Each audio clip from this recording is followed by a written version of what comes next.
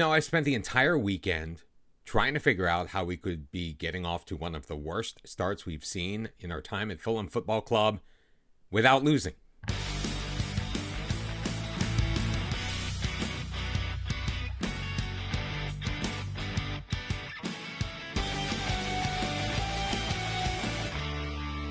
Welcome back, everyone, to episode number 96 of Bottom to the Top. I'm Mr. Cellophane. How are you? And we enter the month of November in 7th place in the Premier League as one of only 3 teams to have not lost yet this season. Yet we find ourselves 8 points behind Wolves and 6 behind Manchester United.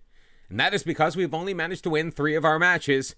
We've just drawn the other 6. We find ourselves mired in a sea of yellow. You remember we started off our Premier League campaign with 3 points in our first 3, picking up 0-0, 1-1, and 1-1 draws against Burnley, West Ham, and Nottingham Forest before finally picking up a victory against Tranmere in the Carabao Cup. And then we won our first match in the Champions League. In fact, we only have 1 loss so far in the entire season. That came against Newcastle in Champions League play. You saw that in the last episode. We did manage to bounce back with a 3-1 away victory at Brentford before we tied Manchester United at home. PSG, well, we tied them too. We got goals from Toshimitsu Endo and even took the lead on Federico Guerrero's 40th minute tally after we went behind a Kylian Mbappe's strike, before Gonçalo Ramos scored in the 66th minute. We outshot and outplayed PSG pretty much all over the pitch, and yet still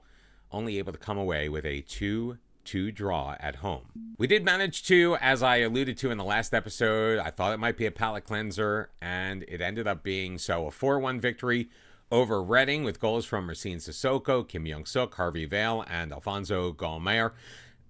Obviously, we rotated the squad a little bit for this match, coming off of the PSG game, but 22 shots, 70% possession. I thought that could be the start of something absolutely magical. But we followed that up with a 2-2 draw in the 4th round of the Carabao Cup against Norwich City, a team that we have basically had our way with for years. Alphonse Gallmer, Tom Burford scoring for us, although we allowed the equalizer in the 92nd minute to James McAtee. It went to penalties, and, well, that's where we really took control of the match. But even only outshooting Norwich 14-10 was a little disconcerting for us. So naturally, we met with Wolves, who were sitting at the top of the table at the time, and we eked out a 1-1 draw. Luis Felipe Qualiado took the lead in the second half in the 49th minute before Hugo Larsson was able to equalize. We did try to put the pressure on later on in the match, but we just ran out of time. So while draws are not losses, draws don't win you championships either.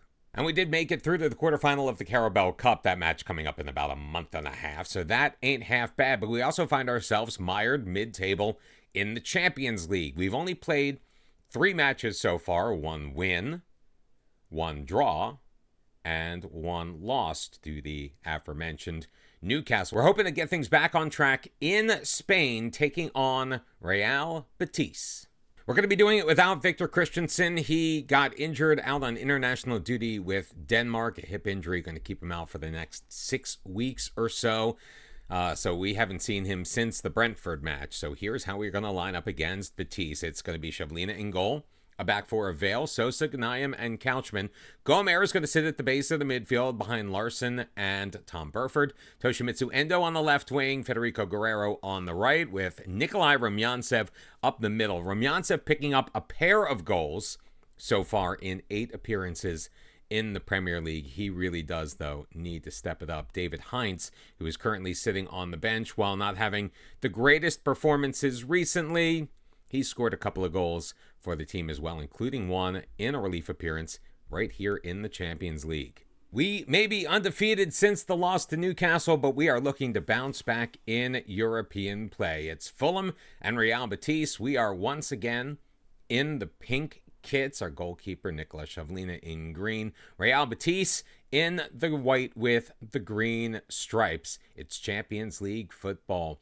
The 4th of 8 matches, and it starts off a minute in with a throw-in. Couchman getting it back from Guerrero. He feeds Larsson. Moving it around a little bit, keeping in his feet. Couchman ahead. Guerrero in the box. He's in. He shoots. And he scores. 5th goal of the year for Federico Guerrero. Luke Couchman picking up the assist. And a minute 20 into this match, Fulham taking a very easy 1-0 lead. Not getting a lot of challenge from the Spanish side, as Couchman able to feed it through. Guerrero getting past his defenseman. And Gershke cannot do anything with that as he beats him to his right. 1-0 is your score. But as Abde hoping to do something about it, Nicholas Shivlina says, I don't think so. Knocking that one behind. It will lead to a Real Betis corner. We have only played 5 minutes of this match and a lot of action going on. I mean, how many matches have we seen where nothing has happened in the first 45 minutes? Luckily, we are able to clear that one. I've been finding a lot, and we've been talking about this a lot on stream in our Build a Nation save with Croatia, about just how... Handball? Really? Handball? About just how difficult it has been to have your team as a human player clear the ball properly. It seems to feel like, and I know this isn't always the case, but it seems to feel like on corner kicks and other plays that your team just like kind of heads it weakly and the opposition is always there to get the ball back. Even if you are able to clear it at a distance, the opposition is always able to recover, whereas in the reverse situation, it doesn't feel the same. It always seems like your opponent is getting the ball, whether they are on offense or defense. And Real Betis, by the way, on the penalty kick, not that I need to tell you, they were able to tie things up. Rumyantsev getting a little untidy with the ball, has it knocked away. Dial playing ahead for Reginaldo. Bayo into the middle. Guerrero's going to pick off his pass, flip it forward, looking for Tom Burford, but it's going to be nodded down to Jose. Prady with it to the near side. Gashik for Bayo. Feeds Jose. Jose's in the middle, and he will beat Shivlina for his 2nd goal of the year, assuming he was onside. VAR is going to review this. Otherwise, if this does count, which it will, it is Betis 2, Fulham 1. And so we took the lead just a little over 1 minute into this match, and it looked like we were in control. The handball and then the turnover from Nikolai Rumyantsev have led to Real Betis scoring a pretty quick-fire double. 2-1 is now your score. 4 shots on goal for each side, and Real Betis has moved up into 12th place on the live table. Turned over, though, Couchman. Burford, he's got Toshimitsu Endo. Endo looking for some options. He's got Harvey Vale along the near side. Back for Sosa. Christian Sosa, the Harvey Vale in the middle. Gomer feeding it forward. Rumyantsev. Oh, what a touch into the box, but he can't get that one past Gershke. Gershke able to make the save, knocking that behind. It will be a Fulham corner. We are good on these. Federico Guerrero to take it. Finds Rumyantsev. He can't get the header on. And look at that clearance. That is a magisterial clearance from Real Betis, which is going to end the highlight. 35 minutes in. Gomer with control off of the throw-in. Larson for Rumyantsev. Guerrero playing it back for Gomer. Still not 100% sure how his name is pronounced, but Gomer, that works for me. Endo along the near sideline, back into the middle. He's got Gomer, the deep line playmaker for Larson, flipping it into the box. Toshimitsu Endo on the half volley, picking up his 2nd goal of the season. The referee blew the whistle. Wait, offside? That's not offside. See, that's not offside. I was right. 35 minutes in, we are tied at 2. Toshimitsu Endo picking up a yellow card a little bit earlier, but also picking up his 2nd goal in all competitions this year. Nikolai Rumyantsev, though, continues to be the weak link in our offense. We ended up with 7 shots in that first half. Rumyantsev is going to start the second half. Just from experience, we are 96 episodes in. I tend not to try to make changes in or after the first half if things are generally going well. I mean, penalty is a penalty. It's going to happen. You can't control a handball.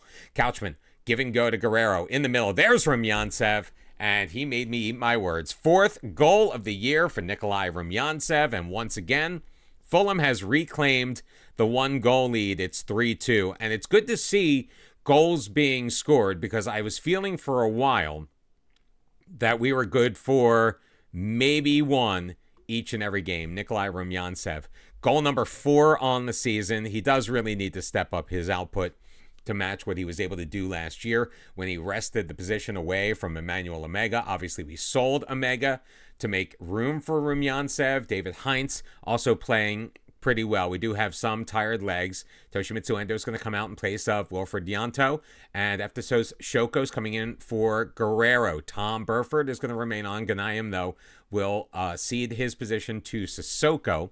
Ganayam a little bit more, in my opinion, just from, kind of the eye test, a little bit more offensive, better with the ball.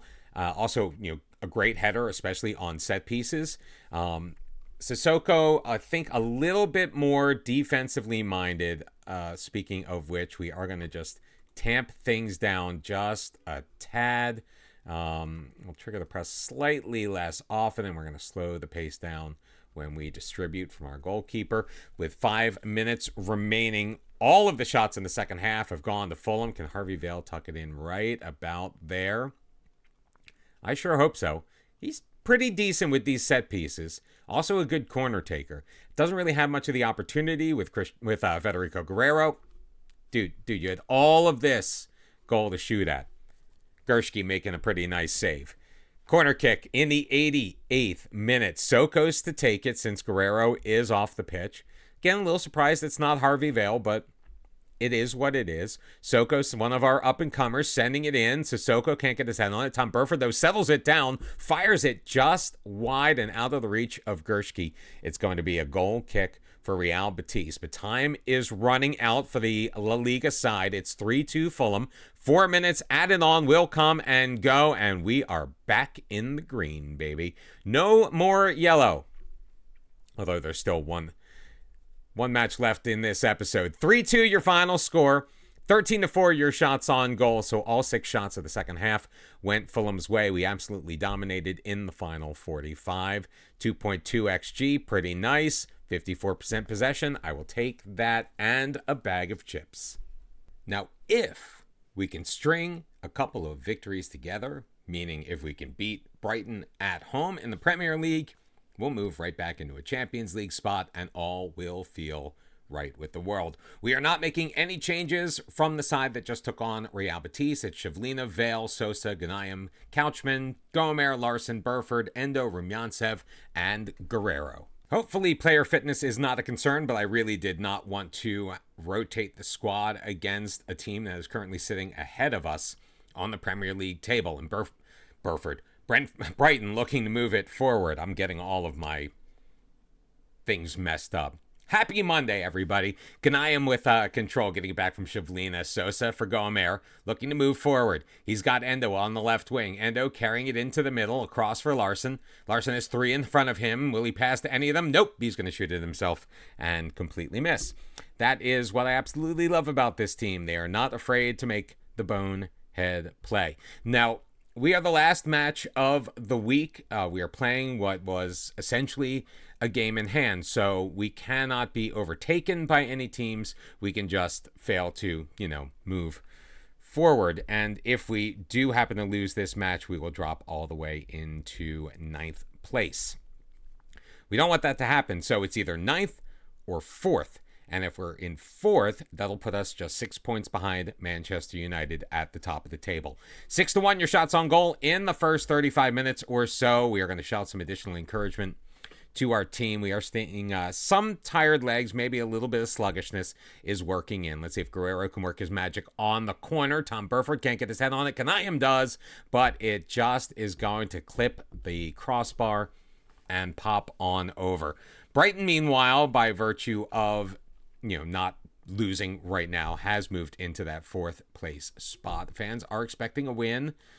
Go, I know you've got the ability to make a difference. Go out and prove it. And once again, we are going to go back out there with the exact same personnel for the second half. We outshot Brighton 8-1. They did manage to get their 1 shot on target, although it was not a really juicy one with a .13 XG. Toshimitsu Endo Federico Guerrero looking a little bit on the tired side, so we're going to have to keep our eye on those two guys. Guerrero, though, stealing it away, knocking it back for Gnayem, as Fulham looks to move the ball forward by moving it backward. Shavlina out for Sosa. Playing a pretty high line is the Brighton side. Vale looking for room. He doesn't find it. Goamer along the sideline. Endo back for Goamer, looking to pivot things up. He's got Larson in the midfield circle. Larson pushes it toward Guerrero and then will move forward himself. Guerrero up the sideline. Can he beat his man? No, will stop. Couchman for Larson, taking it deep. Back post. Endo, score. Toshimitsu Endo with his third goal of the year.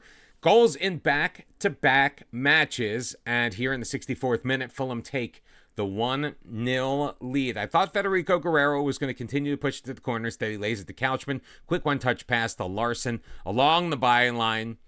Finds Endo, back post. The goalkeeper really couldn't do anything about it as he leapt up. He sure did make a valiant effort. Endo is going to come out, however. Wilfred Yanto, once again, going to take his place.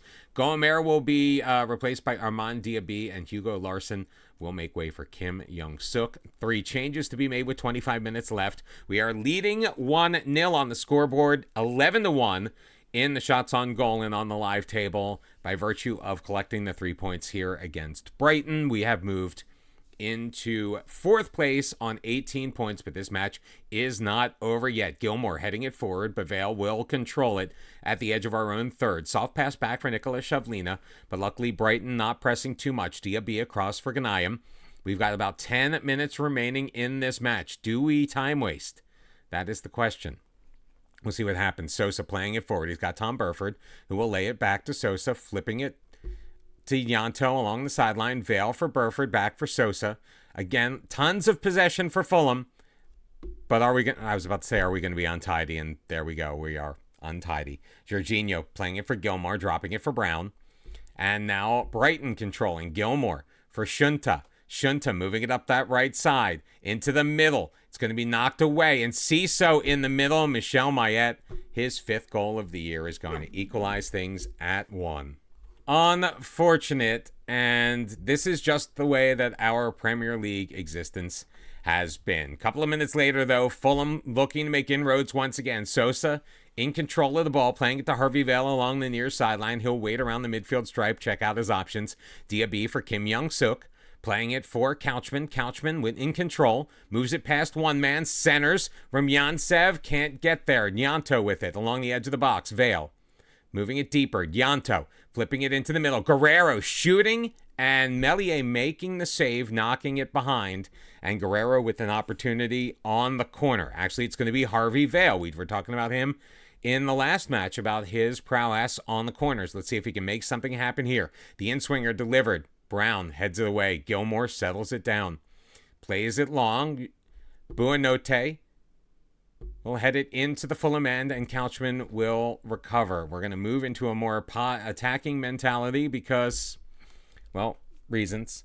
We need to try to get something done. I can't believe that we are going to be FM'd again, potentially. 1 minute remaining. Kim Young-suk back for Couchman. He's got Rumyantsev. Kim Young-suk ahead. Guerrero. Got 2 men on him, looking to work his way out of trouble. Couchman with it, taking it deeper toward the near corner, into the middle.